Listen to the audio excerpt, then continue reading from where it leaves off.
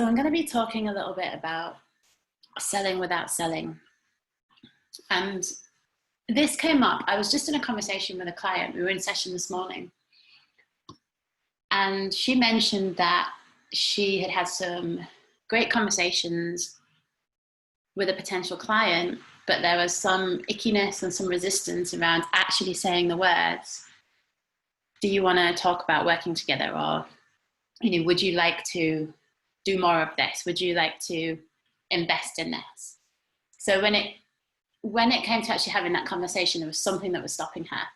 And she was saying, I've got a lot of resistance, but actually having that conversation and offering my services and my products to him.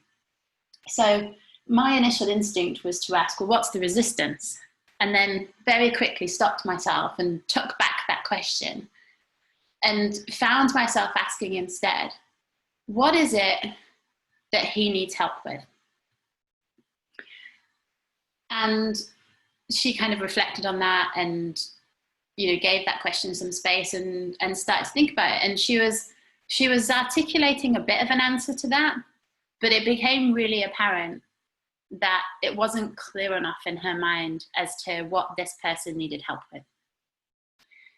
And my next question was, well, how can you help him with that?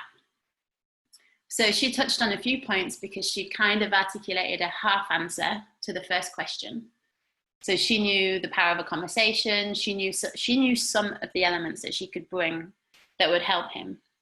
But it really, really did still feel like it was quite foggy in a grey area for her. So it wasn't crystallized in her mind. She started to see, I don't know enough yet.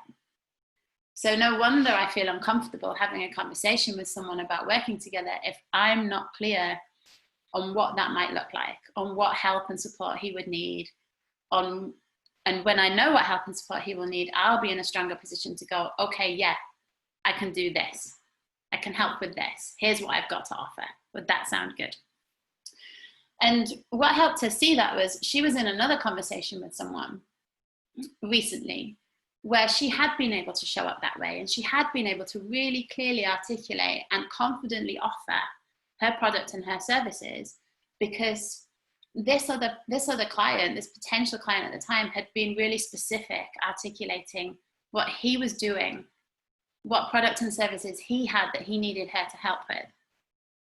He was really clear about what he was up to in the world, so she could really clearly see where he needed help and where she could come in and help him with it.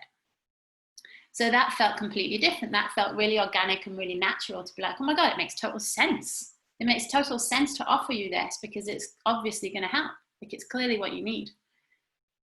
So she could actually see the difference by asking those two questions. She could actually start to see, oh, that's all that's missing here, right? That is all that's missing in this first conversation. No wonder I was feeling icky about it and resistance, because I was looking to try and sell something that I didn't know if it was going to be a fit for them or not. And so in the second conversation, where she'd really led with curiosity, and the person in front of her had helped her out there as well by offering a lot of information to her, she could really see the value that she could bring to that relationship. So it was easy to have the conversation. It was easy to offer the product. She wasn't making it about her. She wasn't making it personal. So that I wanted to share that distinction, and the message that she really heard there was around leading with curiosity.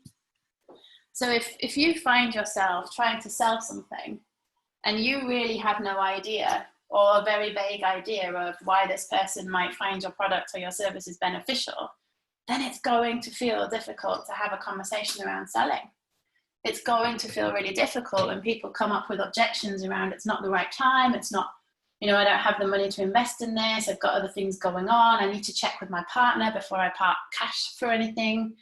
Whatever the objections are, you're in a much stronger position to handle those objections and to really explore with the person you're having a conversation with if those objections are actually genuine and it isn't the right time, or they don't have the money, or if it's something that would be super helpful for them but they're just afraid to invest.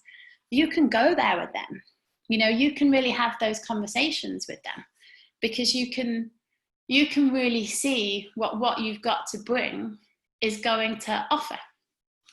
And you can really see the gap where they are now, where they want to get to. You know that you can help them fill that gap.